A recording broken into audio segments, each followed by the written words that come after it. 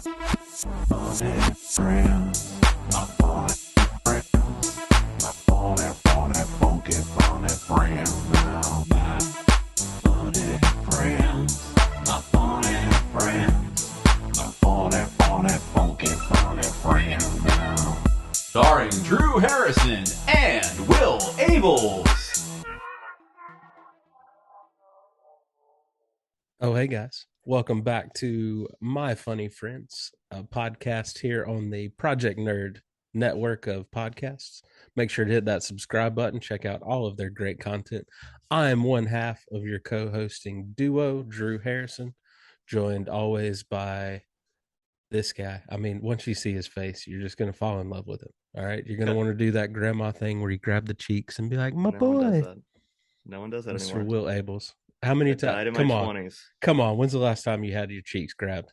I know you go out to the bars and some ladies Which grab cheeks? your cheeks. Which cheeks, baby? Oh. You know the kind of bars I hang out at. I get some free drinks. How you doing? Drew, you did not comment on my upgrade. Well, I didn't want to steal your thunder. So this has been what's this called? A pop shelf? My cat's asleep over there. He didn't answer me either. Which one? Whatever this is called. This was a Christmas present for my brother. My birthday was in December, so it has been a minute since I've tried to use it. And I was. So you've had this whole time? I've had it the whole time. Okay. But early on, you told me that when I sit up on a stand, you can't hear me. So I've been holding it, and I feel a little more comfortable with that anyway. But I actually kind of like the freedom, right? And the best part is I opened this out of the box and I said, it's time to use it. I'm setting it up. And on the back of the box, there's a very tiny sticker that just says, warning, if pregnant or like cancer or something. And I was just like, this would be what my brother gets me. This is the family. Did he order it from Chernobyl? Like, I don't understand how it's a like microphone. A very popular brand. It's a very popular brand. So much that I'm not even going to say it because we might need heat, baby. We might need the advertisement money at some point. So let's not burn no bridges. You know. Yeah, because By the way, hit us up at projectnerd.com. Let us know if we can fulfill any of your advertising needs. Here's what we will advertise. We will advertise manscaping, obviously. Yeah, 100%. Would definitely do that. Energy drinks. Energy drinks. I can be bought.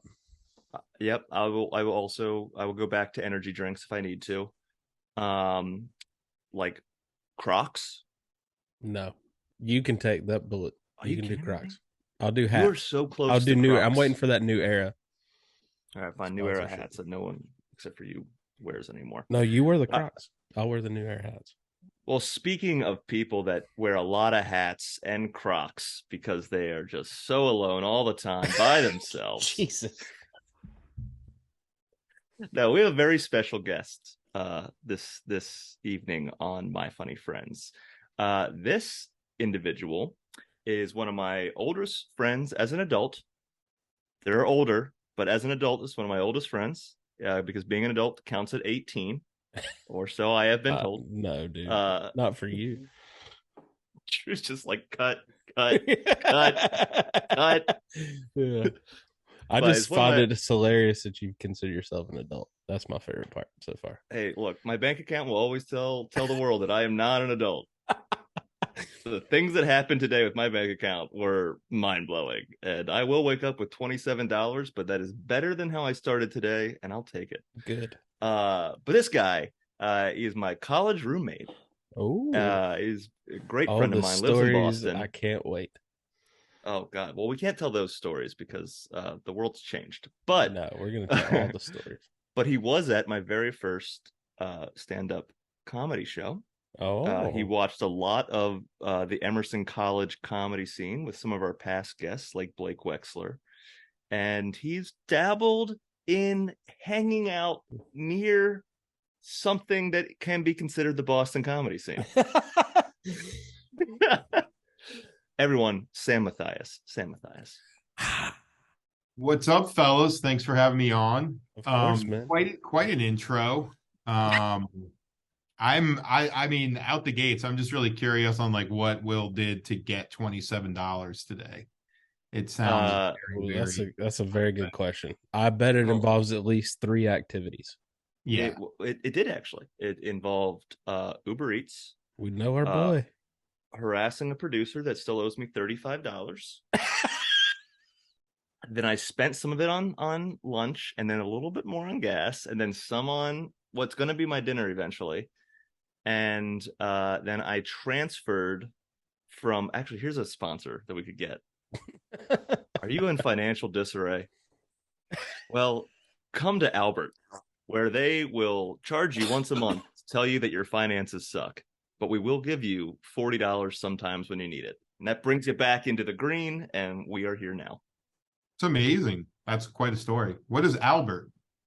It's a guy around the corner that just hands him some cash sometimes. It's an app that overdrafted my bank account when they took out their like fee to like work with me as a client. And I was like, oh my God, I was like, you guys know you overdrafted my bank account. And they were like, well, prove it. And then I like looked at the statement and I was like, well, there's like 5 things that overdrafted the bank account, but like you are the one that made me mad, like this is insane. It's supposed to be helping my finances. Yeah, not taking them down one by one. You see me try and fix this lighting? Yeah, like dude. A little what crystal. Is going on here? Like I'm just like, oh man, my hands are free. My hands are free. And it's just more chaos. It just doesn't stop, does it?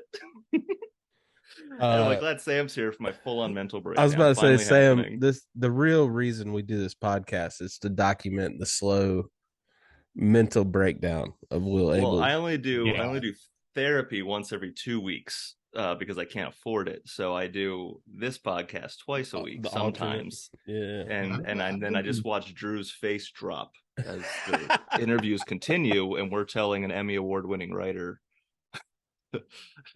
what my bank account looks like. And he's like, there's an entire strike based on the writer's bank accounts. And I'm like, sounds like someone's just a little bit of a baby.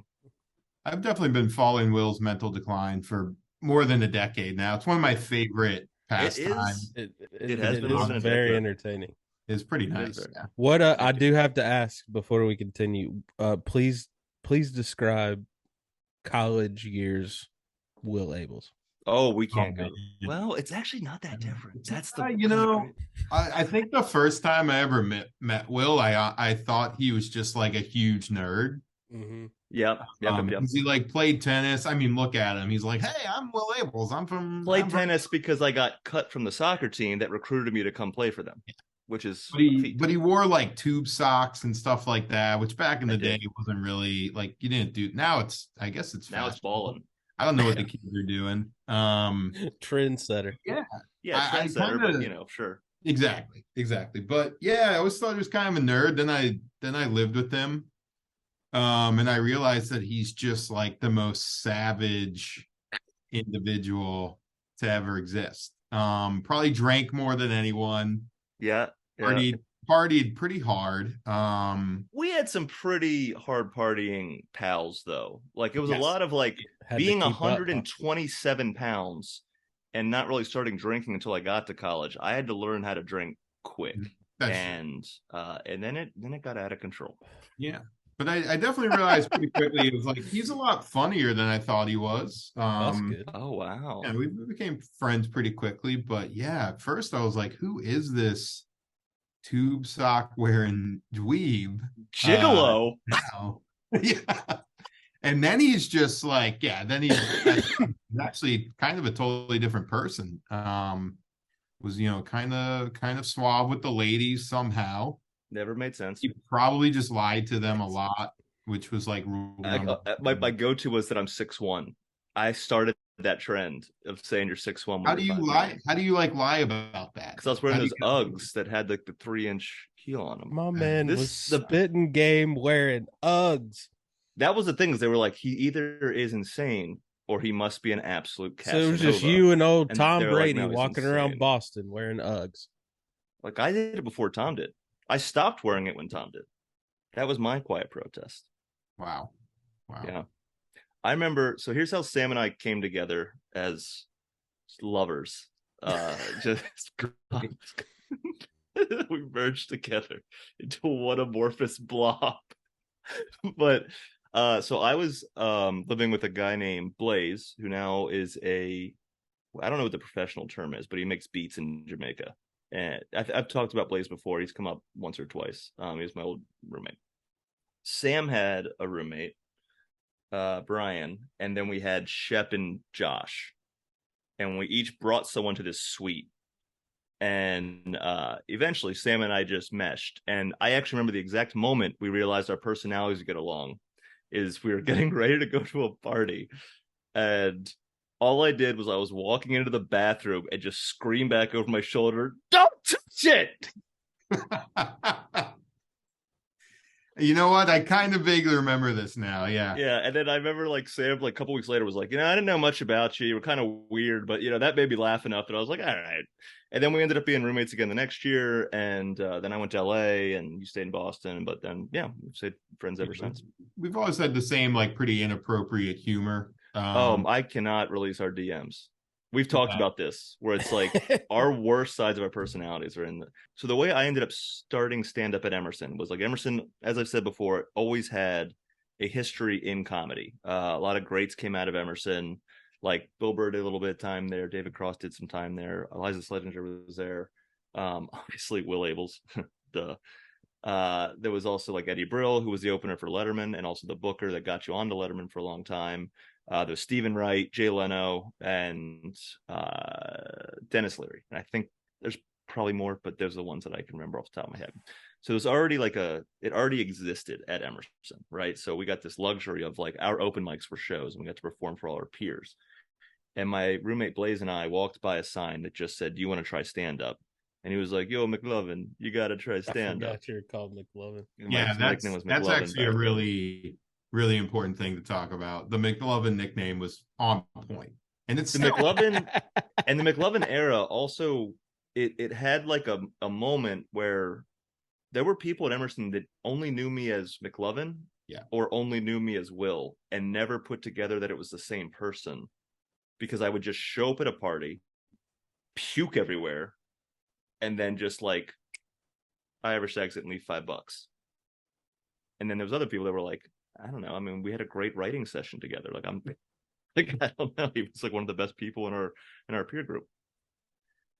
So we had to go to my first mic essentially.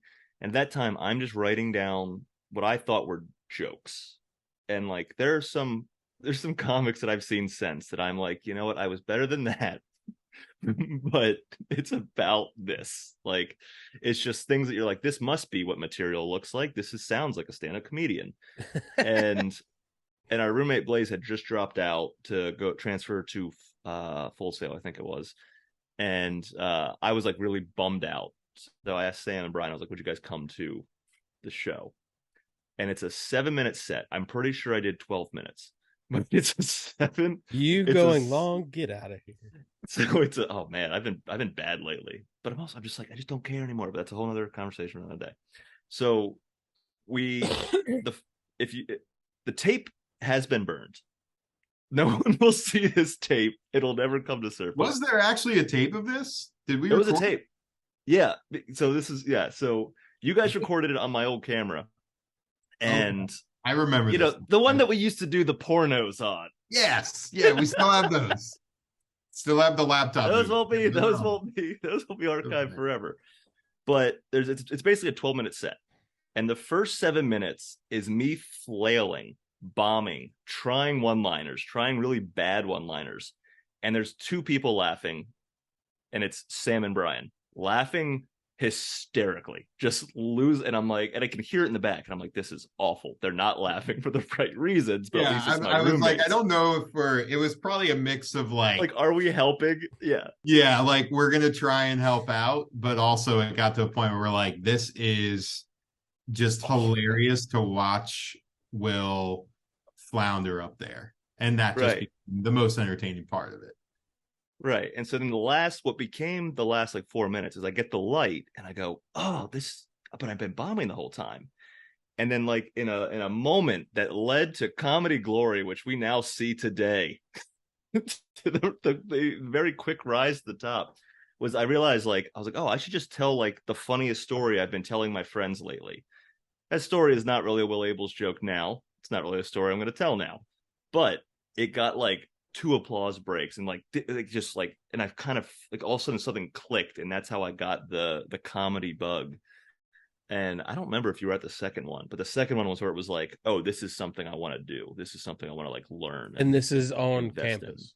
So y'all This didn't is even all have on to campus. leave campus for No, literally walk from the dorm, go down the elevator, walk past the cafeteria. It's all in the same building, and you just go in the basement, and they have a couple of multi-purpose rooms that have like a stage and all that kind of stuff, and you just go and do a show. Our buildings were so old at East Carolina. Like we weren't going to the basement of any of these buildings.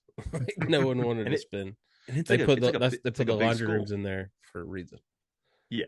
So you had to go. No, ours was like, well, we're charging these parents so much money that we better put a stage every 45 feet before we tell their beloved child that they can't act. Yeah.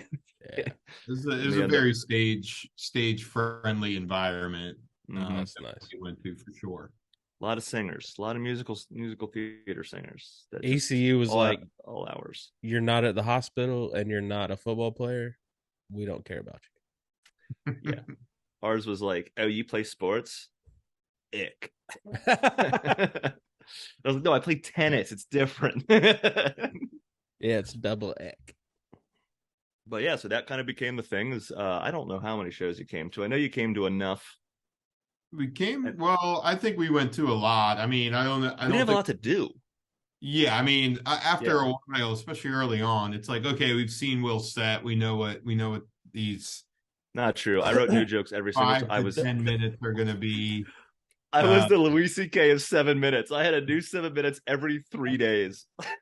But the one that really stood out, I think, was looking back on it, it's like it was hilarious, but it was also bad in its own right, is the make Hermione joke. The Harry Potter joke. Yeah, see?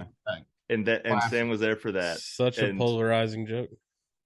I divided the Nashville comedy scene with that joke.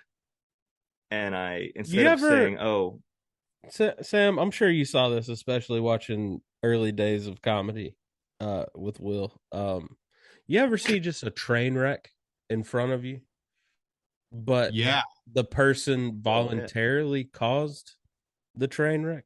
Like I took, and then you just get to watch it unfold as more and more people go from being sympathetic of the person in the train wreck to hating the person in the train wreck and being annoyed that the train wreck is happening in the first place.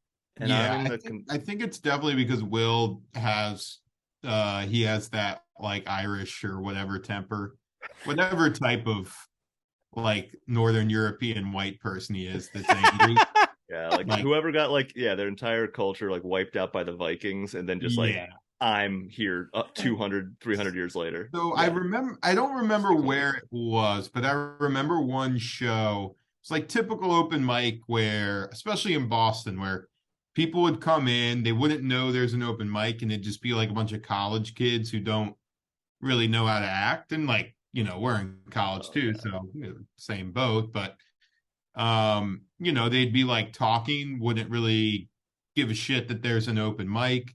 And half the people that are there for it would be like, what the fuck? Celtics and then are on. Performers are slowly getting pissed. Yeah. But most of them are just like, I'm going to do my 5 minutes and get out. But Will being Will, I remember one time just like, I think he just yelled like across the room, like, can everybody just shut the fuck up? And like, it didn't help the situation. It never does. But it was hilarious. And it, for the record, Will, it never does. Yeah. But it ended up just being kind of a great rant. He probably blacked out like he would often do, like not remember what happened. I might be misremembering. 2-3 days later. Sam, what happened? He goes, I don't know. I think you're winning an Emmy Award. But yeah, there were a few times like that. But that's the one I don't even remember where it was. I just remember that situation. Was that the house party one? It might have been, because that was my first attempt at producing, which is even more perfect. I'm probably conflating like 3 or 4 events. Oh, it could have been anything. Yeah, it could have been Worcester. It could have been It Yeah. could have been Well- Lansdowne Pub. It could have been the house show. It Mhm. could have been the multi-purpose room. It could have been at a meeting with one of my professors. Very true. Well, Sam, that's the Which is perspective we story for another never day. get to hear from is the friend in the early days perspective. You know, like that's why this is great Yeah, to hear yeah. your side of it. Is you never hear my friend during our friendship became a stand-up comedian and I Yeah. was along for the ride, I guess. I don't. Well, Yeah. and you'll hear some like funny stories of like there's a couple comics that I've met over the years that like you meet someone that knows someone, right? Like say you like ran into Sam in Boston, and you just somehow put it together, like, oh my God, you know Will. And then Sam has all these stories that you wouldn't know about, right? And like I'll meet comics for like I don't know, I'm not gonna say any cities because it'll give it away, but like you hear these stories about a comic that we now know very well, and you just are like, I can't put two and two together. You know, you're like, there's no way they ever were like smashing their head against a wall because a 3-minute open mic set went wrong. No, we You know? believe you in these stories for sure. I didn't smash my head. I smashed bottles. Different. Smash bottles. You got to keep this looking okay. like how you And then try you to defer smash. that and be like, you'd never believe they do that. Like, nah, we believe it. No. With me, I there's enough history there that I think if I snap these days, everyone's like, yeah, okay. Yeah, One that makes thing sense. that definitely shocked me early in the days, like you'd go and like everybody has their set, their tight 5 minutes or 10 minutes or whatever. And you'd go to a show and like, you know, me and my friends would be there before and be like, oh, this looks like a good crowd.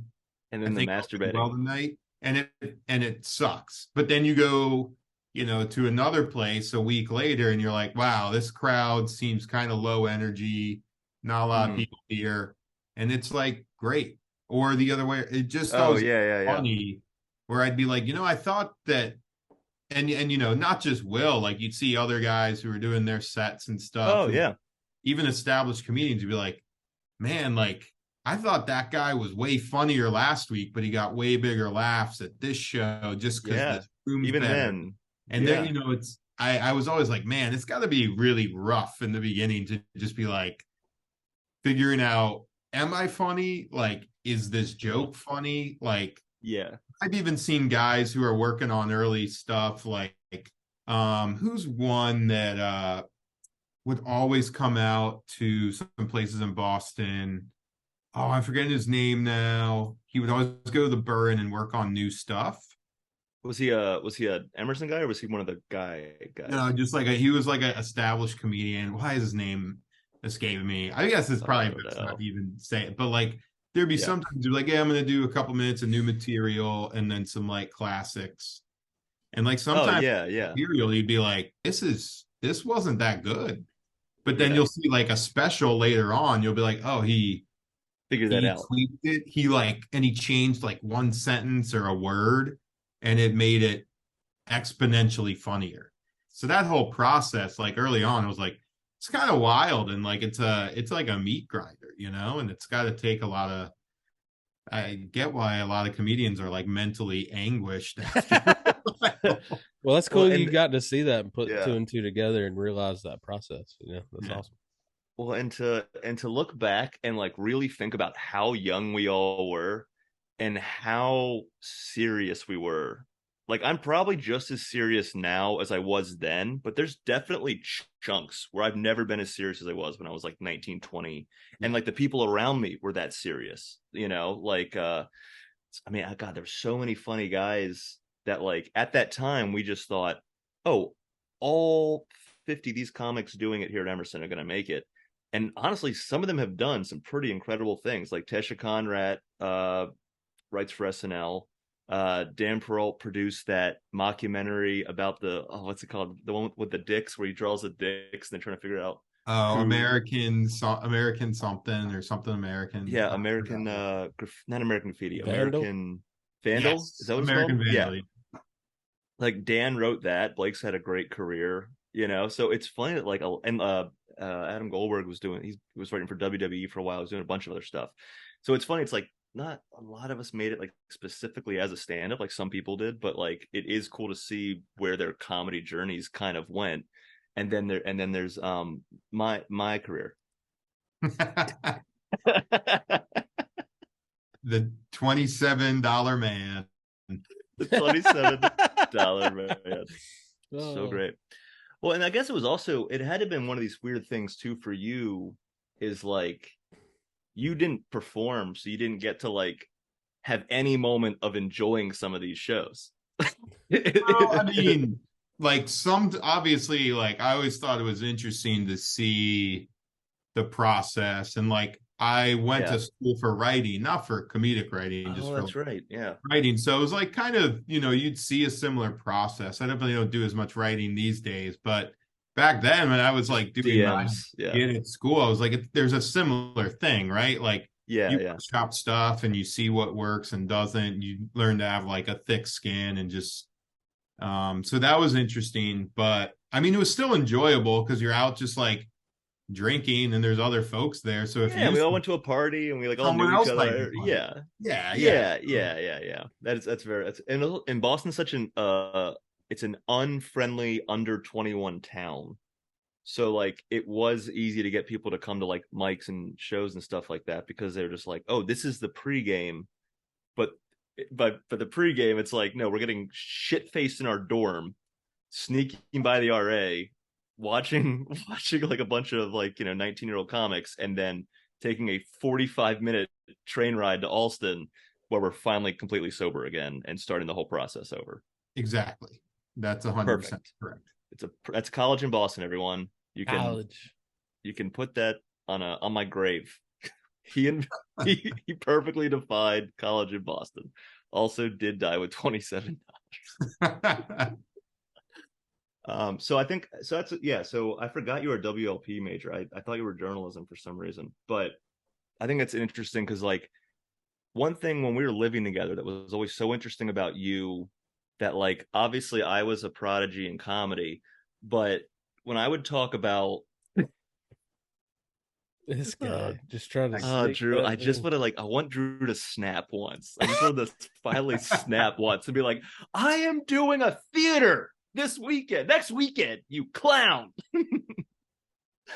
But one thing that's so interesting about you is when, because like I said, I got like sort of recruited to play soccer at Emerson. There weren't a lot of people that were really into watching Premier League soccer. You've since gone on to do some pretty incredible things being connected to Liverpool and Boston.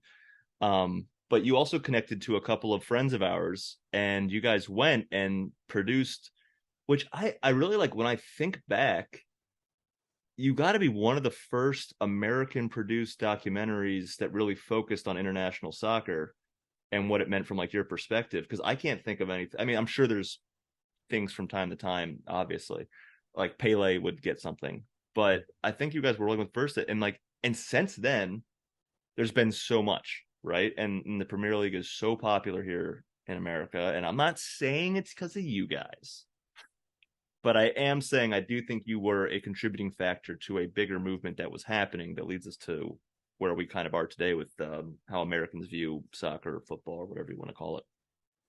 Yeah, I mean, I think that's a very very nice way to put the impact that our film had. 100% true. I mean, I think you're right in the sense that I don't think when we did that film, it was something that a lot of filmmakers or like sports documentarians in the States were thinking about, was like, let's look at the sport of soccer at an international level. And more so, like, our film was called American Football, FUTBOL. And it looked at essentially the impact that like South American and Latin American football cultures have on our own. And the idea was, let's take a look at what these fans do in these countries, because they're going to, be the impact or be what we see on the field and on the, even in the terraces in the United States in the future, because Latino fans are such a driver behind the game here. So we went to every country qualified for the 2014 World Cup and did just little like vignettes and stories on fan primarily fan culture in each country. And then we spent the entire month in Brazil following the U.S. national team. So, yeah, it was a cool That's awesome. experience. And I think it was, Yeah, it was pretty sick. yeah, Thanks, it was thanks awesome. for the invite, by the way. Oh, I do have all the postcards. That was definitely worth Oh, do you really? $15. Yeah, I You can go still grab have them if those? you want me Wow. to. Wow. I just cleaned out my camera because I sold it. That was the last episode. Thanks for listening. And but that's been in my dashboard. Just like certain things I just keep there to be like, oh yeah, okay. Those So I are had that for. probably the most expensive postcards ever from I mean, they sell way better than my merch. fundraiser. Yeah. Well, one thing was always so another thing that was fun. I kind of lost my train of thought about it, but when we would talk about players, because I didn't really follow the U.S. national team that closely. Like I knew the big guys, right? Like because I was in Germany for the World Cup prior or the 2006 World Cup actually, but I was like a kid. I was like 17, you know, You're and still a so kid. I didn't. You're still a kid. I am still a kid, but that's not the You're point. not an adult. We've already talked about this, I think, earlier. You're not an adult. Well, that's why I wear my favorite my little sailor shirt, Sam. So good. um, but when I was there in 2006, like I knew Landon Donovan, and I was like kind of the only guy being plugged for American soccer, you know. And like you would know like David Beckham and Clint Dempsey, sure, and then like you would know David Beckham, and then like the reason I got into Premier League soccer was because there was this guy Wayne Rooney who was a goddamn menace, and I was like, I think I'm a goddamn menace. I like this guy. And then he's fighting people. And then I find out that's his own teammate. And I'm like, wait, how is his teammate playing for Portugal? And like, you know, so that's how I got interested into the whole thing. But I remember when I would talk to you, it was one, you were always horribly biased about Liverpool. Mhm. But you would also like talk about like a player in the youth system in like, you know, a championship side team, and then that guy is, you know, now Jordan Henderson or whatever it is. You know what I mean? Like you saw that you would know this stuff, and you had this eye for talent, which was so crazy. And like I remember like you found that you didn't find him, like obviously scouts found him, but you were talking about Josie Altidore before anyone was talking about Josie Altidore. And you were like were you like Facebook friends with him or something goofy where you just were like, hey man, I think you're gonna be great. And he was like, well, at one point, yeah, like back in the day when you just find people didn't. And that was also new like, Facebook, so it was easy to just be like, hey, US prodigy, let's. Yeah, it was like the Hot Wild chat West taking back over. in the day. Yeah. But yeah, I mean, I just paid attention to him. I think there were still people like, I think there's a lot of people like that now because it's so easy to follow. But I mean, I was really into it growing up. And like, if you really wanted to follow it intensely, like you could, you just had to know where to look. And doesn't hurt to play a lot of Football Manager either. If you you're guys playing Football Manager back when, okay. I mean, that's probably one of the secrets right there. You play that enough. Yeah. You're like in class in college, like playing Football Manager instead, which was a very common thing. Like playing a Girls final. don't need them.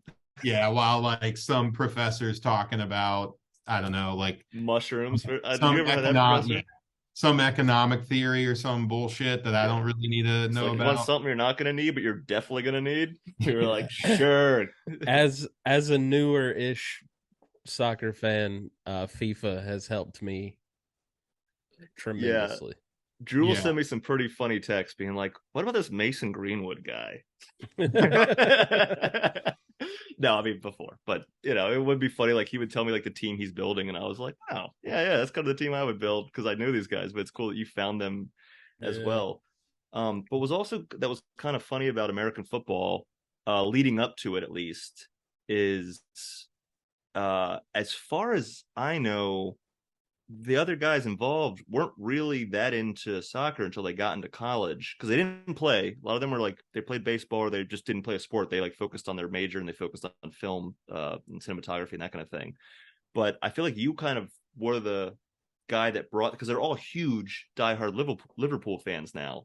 And you guys were roommates before we were roommates, right? And is that where that started? That you guys just started doing that, and then it kept going? Yeah. So kind of, but like I'll say like so Petar was always a big Arsenal supporter. Right. I knew that. Yeah. Yeah, but Pete, I think like when I first met him in college, he was like just getting into football. His brother was a big Liverpool fan, so he was into Oh, it. okay. So he already was. Okay. Yeah, he already was, but I think that's like they were randomly assigned to me as roommates, and I was like, you're always nervous, like who is people going to Yeah. What be? are we going to talk about? Yeah. Immediately, we were just like, oh, we're going to hit it off because we, really like this sport, and especially with Petar because he was like he followed it for a while. He's from Europe, like Mm-hmm. he knew the game and was really into it. So, I think we had all just kind of like were super into it, and because it was something we bonded over, like we just continued to like Kept get into going. it Yeah. more and like go to the pubs in Boston to like watch the games and stuff. So yeah, I think it just kind of naturally like grew. And I mean it's just, everybody loved I feel like the game's just like so popular here now that and like everybody gets it. Like it's popular Yeah. because of the fun and excitement of like following it in a pub and like being At part of 7 a.m. and you can convince your best friend to come drink 7 Guinnesses with you. yeah, but And the then, culture is yeah. also like Yeah. it's not like American sports culture where it's like let's go to a stadium and Well, like it became more than that, right? Yeah. yeah, Yeah. Yeah. right, and you're like distracted by all the like games and shit they play at like an NBA game between timeouts and stuff, which is fine. Like I'm You not score as many 3 points as Steph Curry, and it's like, well, the basket's this high, yeah, and the answer's no. yeah, I'm not trying to like crap on Yeah, but I know U.S. what you're saying. sports culture, but like I do think football culture was like so much more intense for a lot of people here that like that's kind of what grabbed them. There's chance for every player, like everybody's paying attention for 90 minutes, like Yeah. it's loud, it's vibrant, like you're into it for that entire experience. There's not a moment that you get kind of taken out. Even if a game is slow, you're like you're still watching. I think that's what grabs people. So I think we were all kind of the same. It grabbed me for sure. Like I get so excited on Premier League Saturday and Sunday mornings. When you catch a game and I don't catch a game, I'm like, oh my God. And you're like, do you see that? I'm like, yeah, I saw it, but I saw it on my phone while I was driving for Uber Eats. Like, Yeah, he got me. I had Wilmington has a pretty good soccer, like a Premier League culture for some reason. And it was starting to pull me in a little bit. We had different bars pulled for different teams. I knew someone who was a huge Liverpool fan. I knew someone who's a huge Arsenal fan. And I was starting to get into it, and then I moved to Nashville and kind of forgot about it just a little bit. And then Will and me went on the road, and he showed me some of the history of Man United and got me excited about that. Just a Cantona kung fu kick over and over and over again. Yeah. So he got me hooked. I can see you shaking your head as a Liverpool fan. Yeah. Rightfully so. I understand. But he got me hook, line, and sinker in Man United. And then Eric Ten Hag came along. So I at least got to suffer a year as a fan and didn't just get to jump on board. Like I was there for the early days. A little more too, yeah. Maybe that's more. Something I've never thought about until just now. Is I became a Man U fan. I'm like following them. Like I'm doing like, and I'm like 17, 18 years old, so I am doing as much research as I can with the very limited information that I had at the time, right? But I'm like learning the history, and I'm like, oh, these guys are awesome. That's cool. And coming from Maryland, like, sure, we've won championships since, but like besides like the Maryland basketball team, like it was pretty rough. Like, it was a tough time for the Orioles. The Nationals were new. The Ravens were cool, but like I wasn't a Ravens fan. So I found a team. I was like, oh, they're a winning team. And then they win the Champions League, and then they have a couple more good years, and I get out of college, and then it's just been like this parallel to my life where like they're almost like one of the best years of my life was when my album debuted at #1 on iTunes, which is like, it was there for 24 hours. I didn't make any money off of it. And I think Man U also won the Europa League. So it was like this thing where you're like, okay, let's just get back to it, and like my life will get better, everyone else's life will get better. But it is and I think like looking back on when you and I first met, that was always a thing of like, I didn't have any family members influence me to watch Man U. So I always really enjoyed that I just became a fan organically. You know, like the Orioles came from my parents, the Washington team came from my grandfather. Like I was told like, hey, here's who you like. What's the Washington team? What team was that when you? Oh, the Commanders. Oh, well, For now, No, they're getting changed again. What's the one that Keanu? They're getting What's the changed one that again. Keanu Reeves is on? The Sentinels. Yeah. The Senators. I think it was. Yeah, I was a Keanu Reeves fan. I didn't mean the other team with everyone else. I literally just forgot every single Washington team player from like RG3. I don't know. Anyway, Mark Rippon. but I do think that was. I think that's kind of cool thing is like it could be something you just kind of owned and became your own, right? And I guess was John Henry taking over, and was that an influence for like? I mean, it had to have been for like Boston culture with Liverpool because there's a very direct pipeline between the fan base in Boston and Liverpool. Yeah, I mean, I think there probably was like, I know, like for myself, I was already like into the club, for I don't know how long, like probably since I was like 12, 13 years old.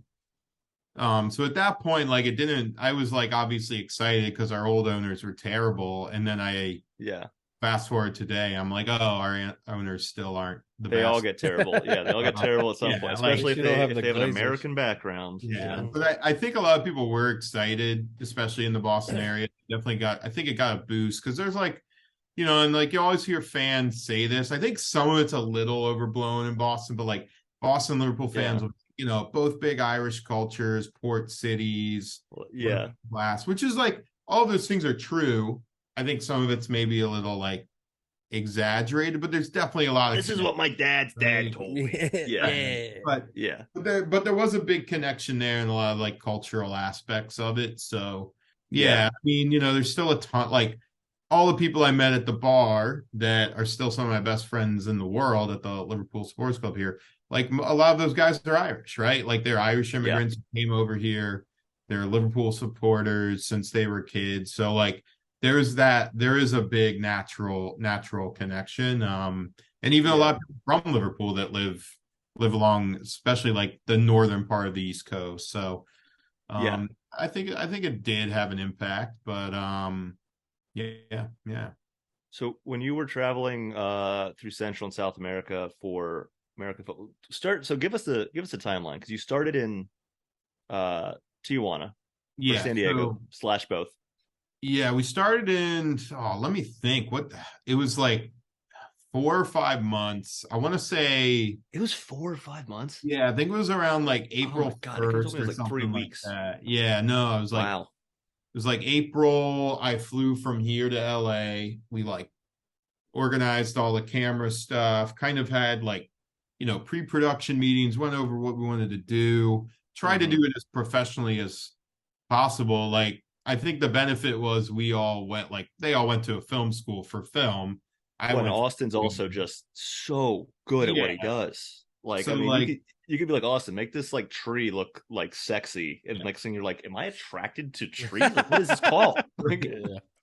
But I think we tried to like do it right. So we had like I think like 4 or 5 days we were like, let's organize everything and just chat everything through, talk about the different storylines we want to do, what we need for each. Obviously a lot changed along the way, but I think about a week after that we went to San Diego. That same day we crossed the border with one of our friends from Emerson who lived there. He drove us across the border. No, he's living in San Diego. Yeah. I thought you meant Tijuana. I was like, who do we know that was living in Tijuana? I was like, did Wiggins finally? Well, I mean, it was kind of funny though, because once we get to Tijuana, we're like, there is a lot of people were moving down there and vice versa. Like, oh, no way. They like work in San Diego, but they moved down to Tijuana because it's like cheap, like a lot of like hipsters from the US and stuff. So I think I don't know why that surprises me because it shouldn't at all. Tijuana. Yeah. At least I know where I'm going when I get evicted finally. Yeah, you get that fast pass, and you can like. My dad's like, so you think it's finally time to come home? And I'm like, yeah, I'm going home. Tijuana, baby.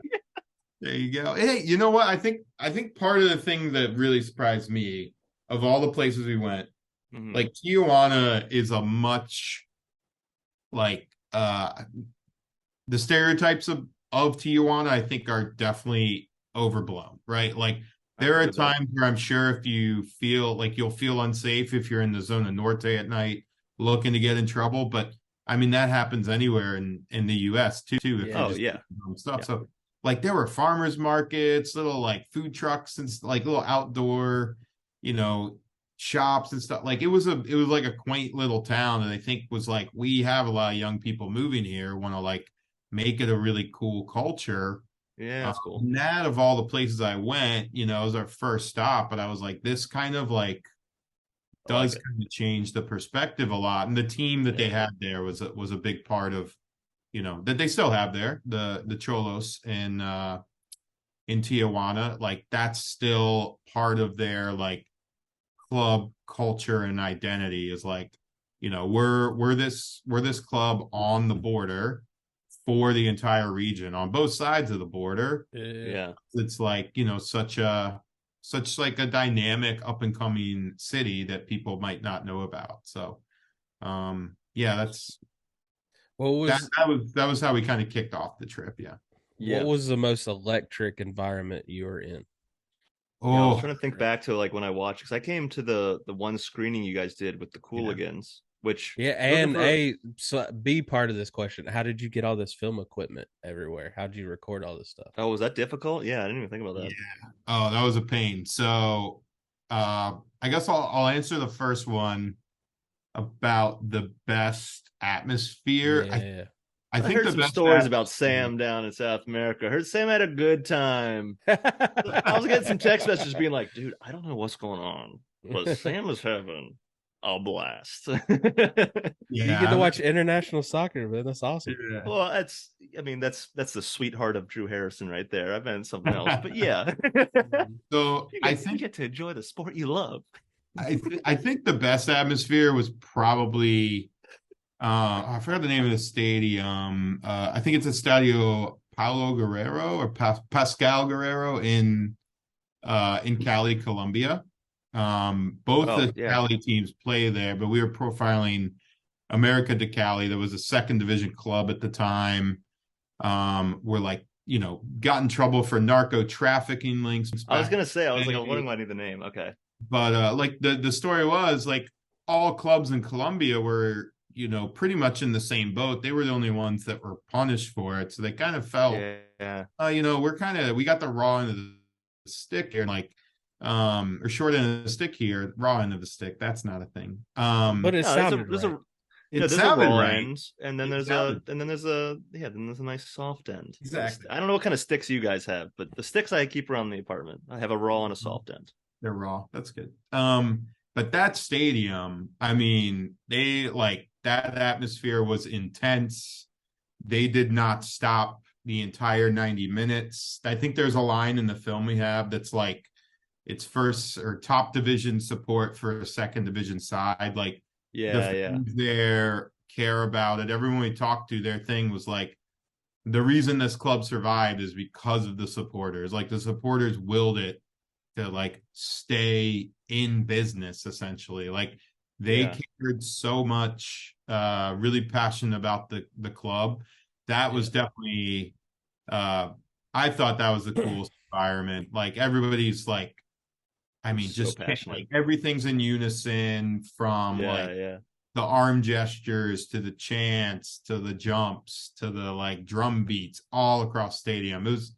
It was really cool. It was like you know, you felt like you were at like some major tournaments, like, you know, like knockout round deep in a tournament, like in a Yeah, semifinal that you'd see at like, I don't know, like if you went to like Inter Milan or an AC Milan match, like that's what you think you'd see, that kind of similar but thing. seeing it Yeah. there, And yeah. it was just a regular season match, you That's know, awesome. in the Just had second that big division. feel about it. Well, do you think that's one of the reasons that the MLS is not just gaining popularity, but it seems like it's maintaining it every year and then going one step further, like it just keeps going, right? Well, I And do love you the think that's tournaments they're doing with the South American teams, you know? yeah. Well, and also I was thinking more of like the like a newly promoted team of like, okay, now you went. I forget what NSWL is the league below. What's the Well, it's like the NASL or the NASL? USL. Yeah, I know it keeps like I know there's a lot of like controversy there with them like Oh, is snagging there? clubs and promoting them. Or not promoting them because you're not it's But not they're promotion, expansion right? Yeah, teams, and it's yeah. just expanding the league. But Hmm. I guess without going into the politics of it, it's like you see Yeah. Austin's fairly new, Nashville's fairly new, and the fan base is they're into it. You know, like they're Exactly. there, they're selling out the stadiums, and they're having fun. They're creating their own cultures. And I know American soccer gets a lot of flack for like, it's like when people used to like tell Chelsea they didn't have any history, Right. and now it's like our next step where it's like, oh, it's like the Bible Belt, it's like the Bible Belt rivalry or whatever they want to call it, the Bible Belt Derby or something. But I think like the fans seem to be really into it and Yeah. keeping it going. So I think that's why some players are excited to come over here, and also just like, it sucks that it becomes like the capitalist side of things, but like why owners become hungry to create an expansion team. Yeah, I think there's I always kind of like sit on the fence with like, I don't really love the like aggressive expansion, but you can't really like I'm Yeah. okay with being wrong and looking at some of these clubs and being like, damn, yeah, like you said, like Austin FC, like you look at the stadium, look at the support, you're like, this is impressive. And I mean, LAFC is probably the best example of it. Not only is the fan culture there, but like the product they put on the field from day one, the commitment from the owners, like they Yeah. Yeah. wanted to make the experience like really real and authentic. And I think, even in Miami, like as awful as they've been the last Oh, few it's years, so bad. and like I don't think Got a Messi will feeling be they're going like to change. yeah, I Yeah. don't think Messi will be like this magic bullet overnight. Like I doubt they'll make the playoffs this year, but you Oh, gotta look I mean, at it, there's, I don't, well, you're yeah. trying to bring in like the Yeah. right the right the right mix and make the excitement happen. I mean, you saw the people that were out for the But first yeah. match this week. And to your point, like the League's Cup, another thing that I was like a little skeptical about with MLS, like Yeah. well, why don't we just reconfigure the CONCACAF Champions League? But some of these games in the League's Cup have been pretty interesting so far. And the fact they're like, okay, we're just gonna do it as like a intense kind of month-long tournament, similar to like a World Cup style thing. I think I think there could be something there. Because those are the two Yeah. best leagues in the region, right? So like why not build them up, make those rivalries better, and make it like a fun mid-season tournament that you like, take a break from MLS and Liga MX and you play the League's Cup and you kind of see Yeah. who comes out on top. So Do you think they'll ever expand enough to where they start having the divisions, like Yeah. relegation, That's right. promotion, things like that? I hope so, but Yeah. I mean, I A think lot of at some organizing. point they'd have to, right? Like you Yeah. wouldn't be able to have like, what are they at 32 now, or they'll Yeah, you be at, don't really want them to go too much more, yeah, like, When I I mean, look at the league tables, I'm like, oh God, there's two divisions. Mhm. yeah, yeah, two Like, conferences. And it's like, I mean, it's huge. what if like, are we talking about getting the 40 teams and having that in one? Like, we're not too far from there. So Right. I'd love to see it because I think promotion relegation allows like, more organic growth of like a club that might be small but has a dedicated following and ownership from like maybe a smaller town in the US. Like Mm-hmm. that'd be cool to see them play in MLS one day with like a great dedicated owner and like, they're a small but intense stadium. Like you see like Luton Town getting promoted to the Premier League. Like you want stories Yeah. like Yeah. that here. So I think promotion relegation can do that. And I think it makes the sport more diverse from like a tactical and coaching perspective too, because like if you're a young coach, you just want opportunities. If you have ideas, Why you not want go to to be Huntsville before you go to Nashville? Yeah. yeah, like you want to go and be like, let me go to this small club. I have these ideas I want to try, and maybe you'll innovate something that's really impressive. Like you look at like what Graham Potter did at Brighton. Like Mm-hmm. I mean, a R.I.P. championship. R.I.P. Graham Maybe, Potter. yeah, definitely. But Should have maybe the stayed. championship, Should have yeah, stayed. like championship is still a big league, but like you want to Yeah. have Yeah. that sort of environment here where you give, I don't know, more like diversity of thought and tactical approaches. And I think that's really where the game will grow, and promotion relegation. I think it'll do that. Go a long way to doing that for sure. Yeah, I would love to see him split it up 20 and 20. Yeah. Like have play what like it's already spinning in my head. Play one crazy season with 40 teams, and the top 20 start in the up division. The top 20 get relegated. Then you fight it out. Yeah, that'd be pretty intense. Like you could imagine how insane that year would Messi's playing Right, second division MLS. but it would be great though, because then everyone would pick their team, and then that's your team. Yeah. And you follow them. I mean, that's how you start that culture, right? Yeah. And it's like it's in it's not that long ago that like Man U was relegated, Man City was relegated. Like that wasn't that like we think that was like, oh, that must have been back in like it wasn't that long. It was like the 80s. Yeah. And you look at it now, so it can just create these this cultural difference, and you stick with that team, and then next thing you know, you have an angry father and an angry grandfather, and you're both sitting there, but you're bonding. Yeah.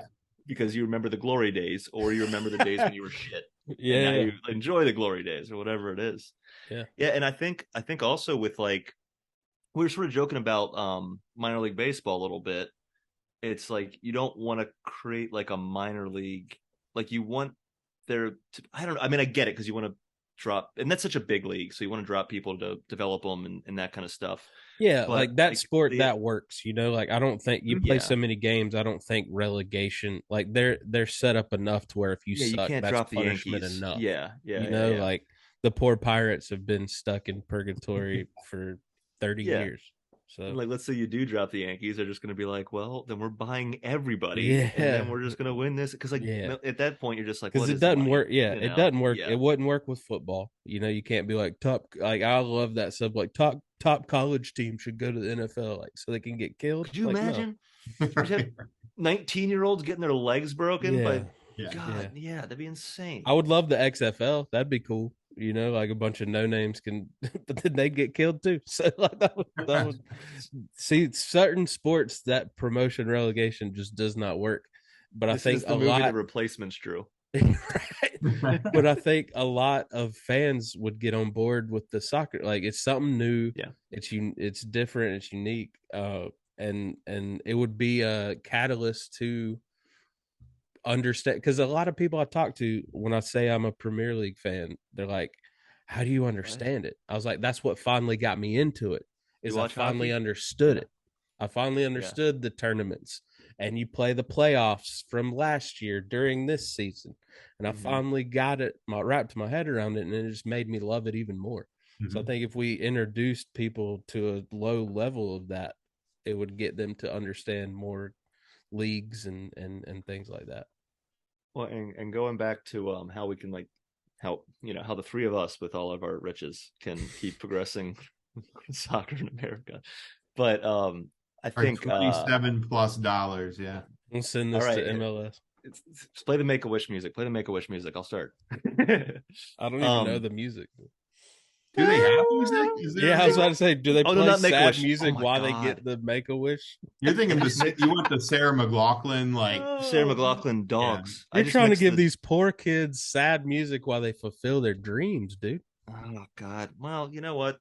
I'm kind of one of them. So let's just say I'm one of the. Anyway, so I've been. This is like a new TikTok thing that's popped up on me, but I do think there's a lot of validity to it, and I do think it's true.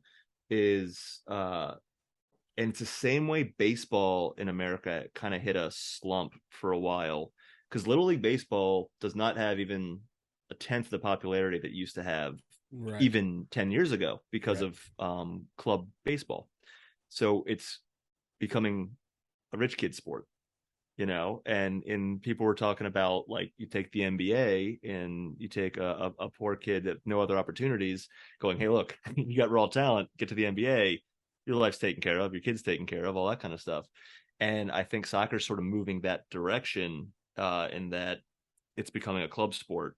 So you're not like getting the same talent pool maybe. Yeah, that's been the problem with soccer. Yeah. Is it's a rich Right. kid sport. I forgot what was it? Zlatan came and put his kids in club sports. He's like, this is outrageous. What I Yeah. have to pay for my kids to play high level soccer in He's like, California. do you know who genes they have? Yeah. So it's He's like, I that I just think that's spin a kicked huge Jimmy problem. Kimmel. Because I mean, I only played rec soccer because my mom was, Right. I was very fortunate that my mom let me play club level baseball because that was that was a sport that I was trying to go for. But she was like, I Mm. can't do club baseball and club soccer. You got to pick one. Yeah, And I was and so the club baseball minded at that point. I wish I would have done the other. But yeah, it's very expensive. and our generation had a really weird thing where like you would find kids that would play baseball and soccer, but like all soccer kids were fine saying they played baseball. Not all baseball kids were fine saying they played soccer Yeah. because there is such a redneck culture around baseball still that they're just like, "What are you playing?" You know. And I remember like I'd have friends like some of our better soccer players like they like were like the starting pitcher on the and like they were like we don't talk about Yeah, I mean, growing up in small town North Carolina, you're like, you're a soccer player. Yeah. yeah, that Oh, was like a whole. My dad used to do that. And he used to coach. yeah, I was like, what's wrong with you? You signed me yeah, up for this. Like I'm 7. yeah, But also our club system, there was like, I mean, Maryland's so interesting because it has a lot of great clubs, and it also has like, I don't know. I mean, it was the '90s, so I don't really even '90s and like early 2000s. Like I don't even know if they were good or not. But yeah, imagine if it was just like a better development into just like playing free soccer and being like, hey, this kid's pretty at good. least Let's give him a scholarships, scholarship and stuff. tryouts. Yeah, Yeah, yeah, Yeah, and I think that's always been one of the critiques of like who are we developing? Like, are we developing yeah. every possible player that you can develop? The answer is no. Like No, one of yeah, the things that we always like heard when we traveled through Latin America was like it's a game of the city, right? It's a game of the inner city.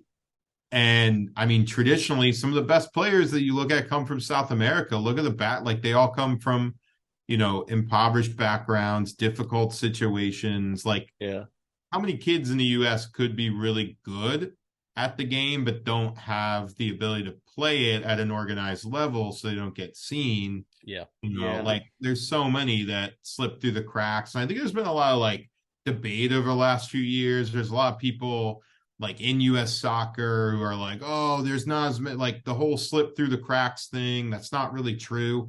It's definitely true. Like It has to be Yeah. true. I think, Yeah, I see kids that are more talented than like, all of the rich kids in the suburbs who are playing on these like teams that get the benefit of having good coaches, organization, the right resources. Like you think that might not matter at the youth level, but it No. like really In does, right? in So youth I yeah. sports, be on proud. all sports, you can go a long way being fundamentally sound. Yes, Like 100. these kids might not have talent, but they go farther because they had good coaches from the get go that taught them solid fundamentals. And they can trick the eye and be like, oh, they're a good player. But then it Yeah. comes down to it, like, oh, they don't have any Yeah, athletic I mean that was like ability our at all. yeah, that was like our last World Cup watching Shaq Moore, and you were like, what's happening? I feel like Like, you can make that argument for like pretty much every World Cup we've played in the last yeah, 20 years.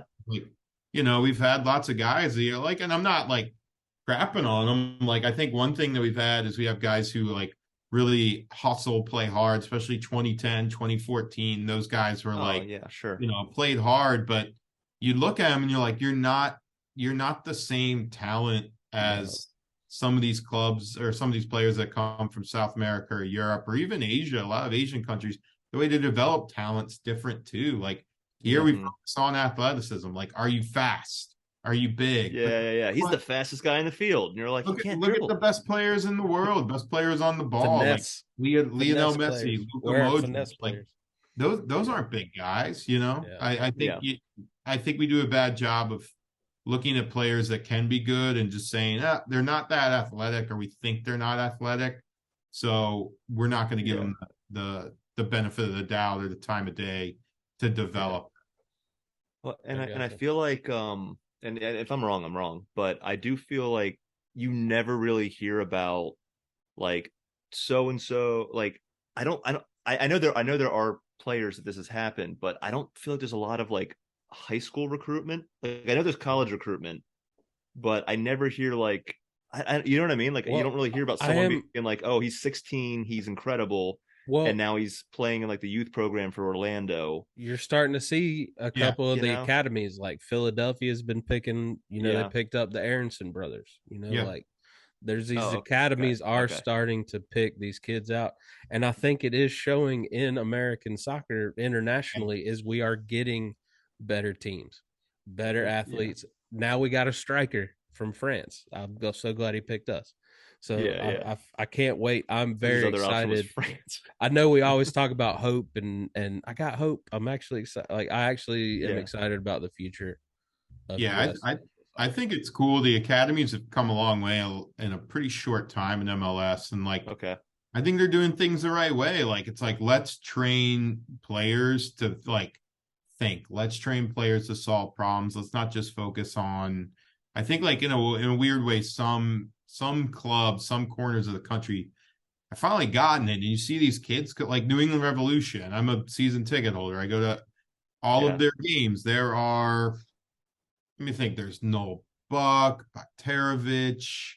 Uh, I'm just thinking off the top of my head, there's like 4 or 5 kids who are teenagers, like 17, 18, 19, Coming up through. who just, Yeah. made their debuts in the last year. I think some as young as 16.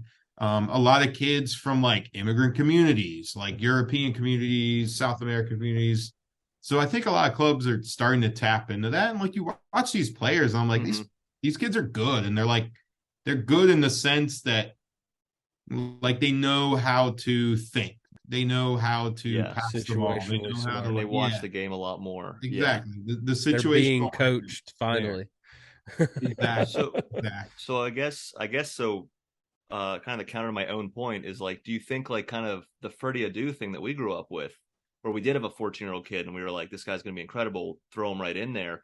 Do you think because of how awful that went for him, for his confidence, and just for like the sport in general, do you think that's maybe now why like I'm not sitting around here and like, hey, so and so just recruited this guy, he's the next big thing at 16, like kind of protecting the Yeah. players a little bit Yeah. and just letting Like, them let's- get good, and we'll know yeah. they're good when it's time to know that they're good, Let's put them instead of through like the finding paces. out. Yeah, let's put them through the paces, but not hype them up and put them on TRL and the Today Show So before we they've call, even scored a goal. so we Yeah. could call Freddie the godfather of modern American football. Sure. There's actually a really good interview he did with Charlie Davies like a few months ago where he like Yeah. kind of just had a heart to heart about like his career. And I want to call it like a disappointment or a failure, but like, No. it didn't live up to his expectations. Pretty forthright about that. And he's like, I think to his own admission, he's like, I didn't do the things I thought, or I didn't do the things that you need to do to become a good professional because of the way I was hyped up, like I don't think he necessarily says that, but he hints at that. And I think if he was just if he was a 14-year-old kid allowed to develop as a 14-year-old kid and wasn't, He could have been in great. commercials with Pele and being told like you're the best, because like at some point you're gonna get on the field and you're not gonna be the best, and you need to learn how to like Well, and you're going to be a cope with that 14-year-old boy. aspect, Yeah. right? Yeah. Mhm. So I think I think he's kind of a cautionary tale, and Yeah. I think look at other countries that develop really good players, they probably looked at that whole situation. They're like, what are you doing? The kid's 14 and he's just as good as our best 14 or 16-year-olds. Like, why do you think this guy is going to be any better? Because those years of like teen development, like you can go one of two ways, right? You can be a superstar, you can be some guy who might still be a good soccer player, but you're never going to play in a top division. Like, why hype people up like that? Like, put them on the path to develop the right Let way. them at least mess themselves up. Don't do it for them. Exactly.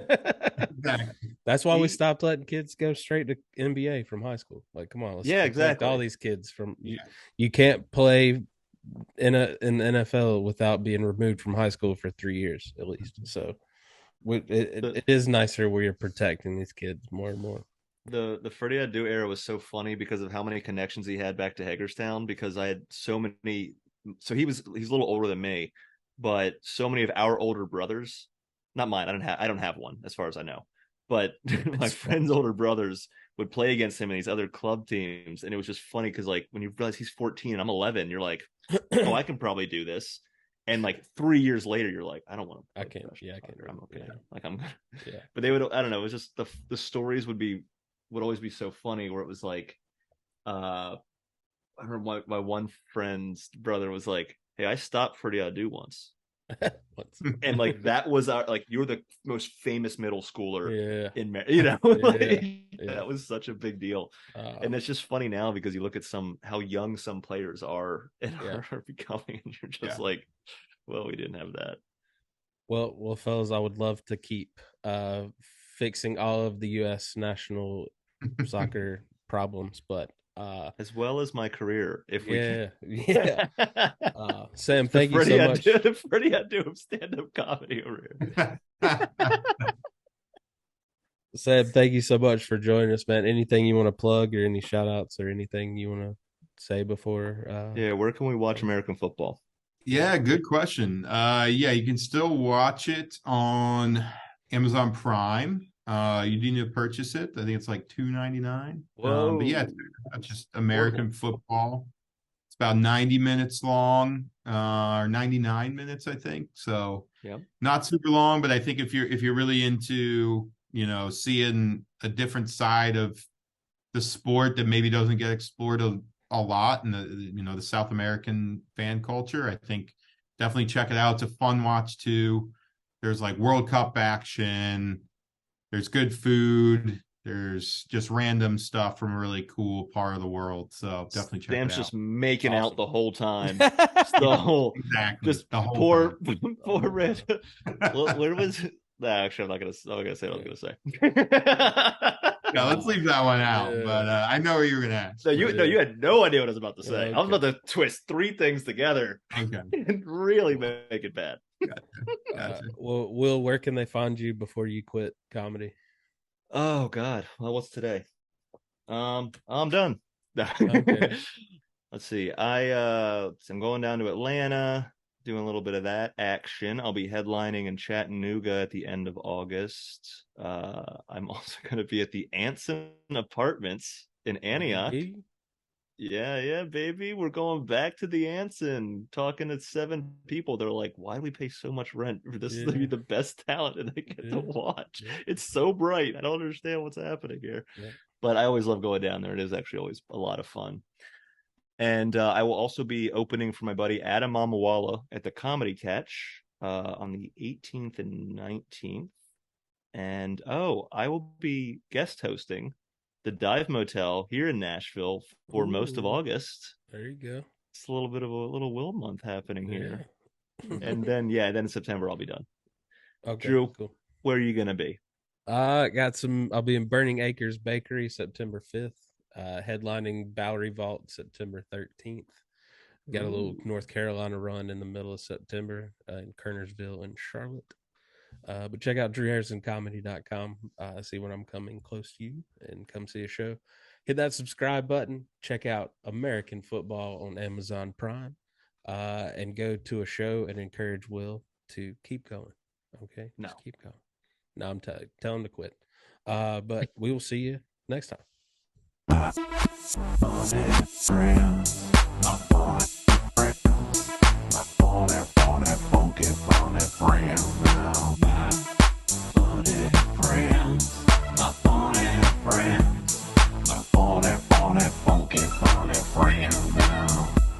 Did Project Nerd make that?